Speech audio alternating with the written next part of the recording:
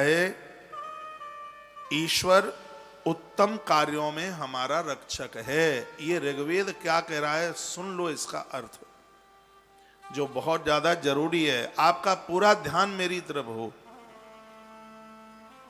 इस मंत्र का अर्थ है कि ईश्वर उत्तम कार्यों में ही हमारा रक्षक है। हम अच्छे कार्य नहीं करेंगे तो वो कभी भी हमारी रक्षा नहीं करता। ये तलवे से लेके चोटी तक हिलाने वाला शब्द है। ऋग्वेद, इस वेद भगवान ने क्या कहा? ईश्वर उत्तम कार्यों में ही हमारा रक्षक है। यदि हम उत्तम कार्य नहीं करें, उत्तम कार्य क्या? यज्ञ आदि, समाज कल्याण, चरित्रवान बनकर के जीवन का निर्वहन करना, ये सब उत्तम कार्यों में आते हैं। तो ऋग्वेद ने कहा कि ईश्वर उत्तम कार्यों में ही हमारा रक्षक है। यदि हम उत्तम कार्य नहीं करेंगे तो भगवान हमारी रक्षा कभी भी नहीं करेगा। ये ऋग्वेद का महावाक्य है। पूरा इसका अर्थ जो निकल रहा है वो सुनिए।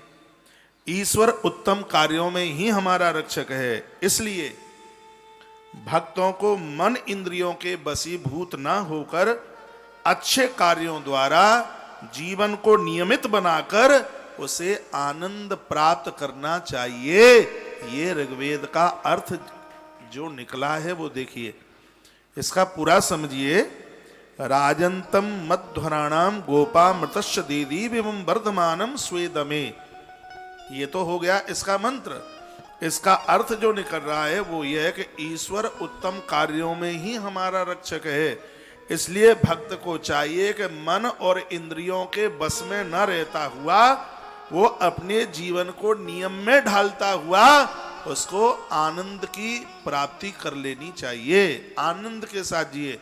इस मंत्र में लिखा है कि जब तक हमारा जीवन नियमित ढंग से नहीं जिया जाएगा, उसके लिए हम एक नियमित जिंदगी नहीं जिएंगे, तब तक हमें आनंद की अनुभूति नहीं हो सकती।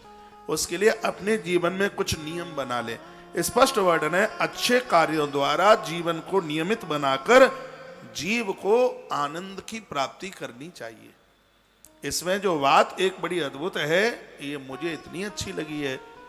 इसमें वर्णन है कि ईश्वर उत्तम कार्य में ही सदैव भक्त की रक्षा करता है। जो अच्छे कार्य नहीं करते, ईश्वर कभी भी उनका रक्षक नहीं होता।